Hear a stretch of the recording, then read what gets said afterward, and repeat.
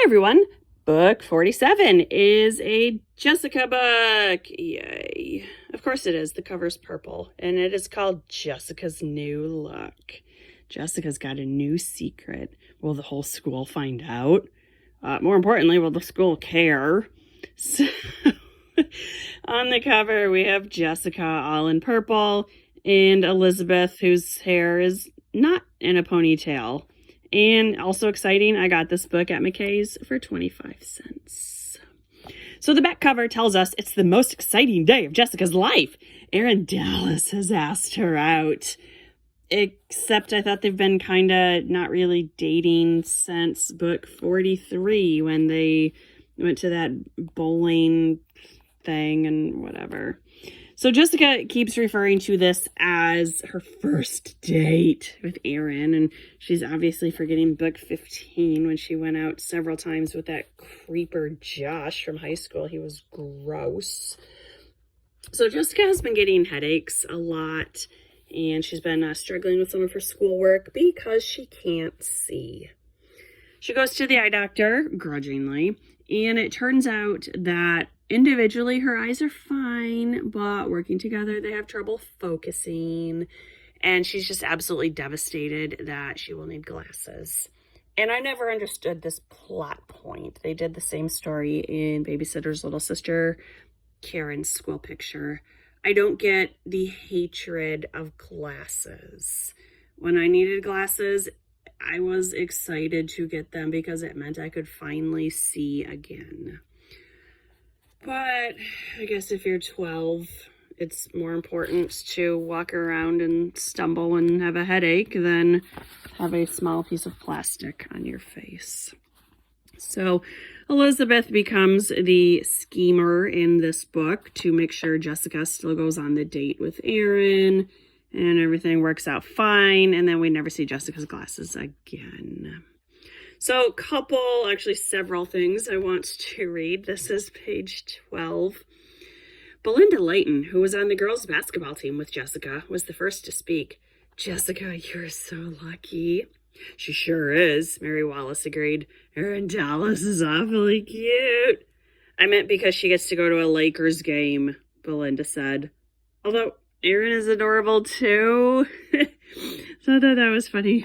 Belinda definitely has priorities. And then on 13, they're still talking about this date. Oh, and Erin's parents are going to be there.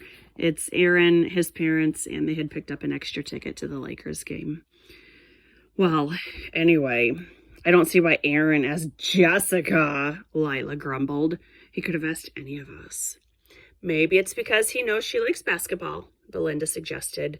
You aren't exactly a big fan, Lila.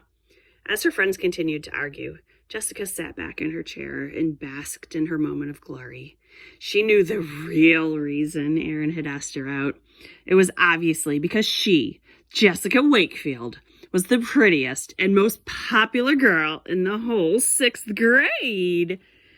Jessica, get over yourself. You are going to peak in high school and spend the rest of your life trying to regain your 16-year-old glory.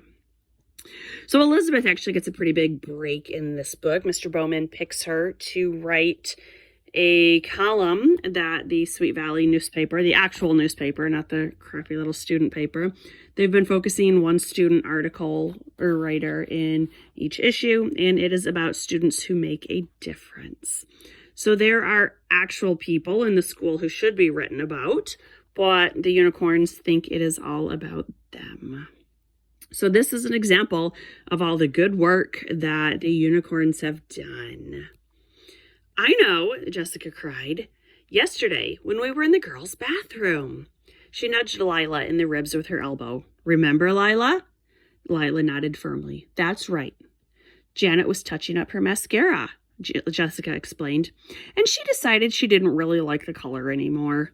But instead of throwing away the mascara, she left it by the sink in case someone else would want it, someone less fortunate. That's gross. Trying to give pink eye to someone over here. It's completely unsanitary and disgusting. Not to mention mascara really only comes in about 2 colors. It's either brown or black. So How can she not like the color anymore? So, 43, we're back to the twins not understanding biology, and Jessica's trying to prove that she doesn't actually need glasses. Elizabeth, Jessica asked casually as they turned the corner onto their tree-lined street. Can you read the license plate on that blue car parked across the street? Elizabeth squinted. No, it's a few blocks away. Why? Just curious. Jessica smiled with relief. Elizabeth's eyes were no better than Jessica's. And if Elizabeth didn't need glasses, neither did Jessica. After all, they were identical twins. So this is the exact same plot argument of book 42, Jessica's Secret, where just because they at one point were a zygote that's split in half, they think every single thing affects them exactly the same way throughout the rest of their entire lives. I don't think biology works that way, and evidently they did not learn that lesson the last time. So the unicorns decide they're going to do something really helpful to be featured in Elizabeth's story. And this is their planning on page 65. If we could get back to business, please, Janet said in her bossiest voice. I've got a wonderful idea for a way to raise money. Money for what? Lila asked as she examined a nail. For our good deed, Janet reminded her impatiently. My older brother went on a walkathon a few months ago to help raise money for a charity, Janet continued. So I started thinking, why couldn't the unicorns sponsor a walkathon of our own?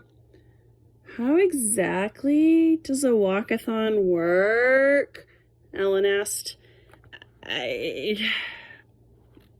Ellen's not the brightest bulb in the box. We had the bike-a-thon in book 38, so once again, I don't know, is Ellen having some short-term memory issues here or what? But eventually they turned it into a skate-a-thon to buy encyclopedias for the library. On page 85, we have Amy and Elizabeth being really snarky. It's just hard to imagine the unicorns pulling this off. That's all, Elizabeth said. Fundraisers are a lot of work.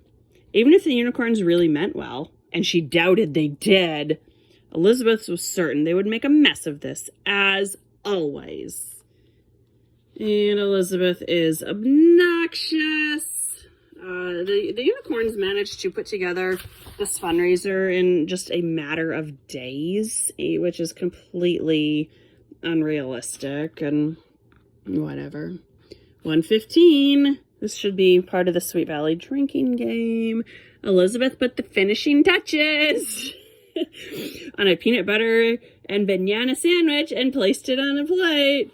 And that's really nothing to do with the story. It's just, I mean, is there a checklist of everything they're trying to include in these books? It's ridiculous. And this is from, why did I mark this? This is from the article that Elizabeth wrote. This is on page 135.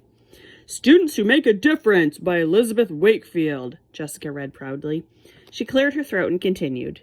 The Friday night skate-a-thon, sponsored by a group of 6th graders who call themselves unicorns, raised enough money to purchase a new encyclopedia set for the Sweet Valley Middle School Library. Oh yeah, now I remember. Why would Elizabeth refer to the unicorns as a group of 6th graders? She has had 47 books of experience with them. Surely she knows that some of them are in 7th and 8th grade.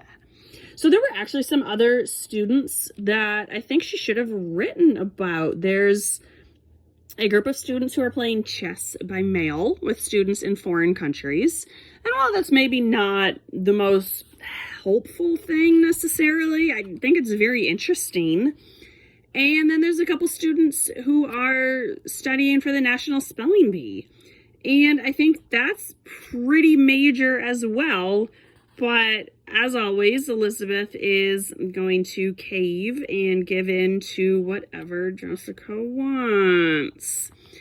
One thing that really annoyed me with this book is it's the same thing as when we had Elizabeth's first kiss, and these kids are so they believe that these boys are like super invested in what they wear. Like, oh, Aaron's gonna see my new outfit. Aaron's not gonna care.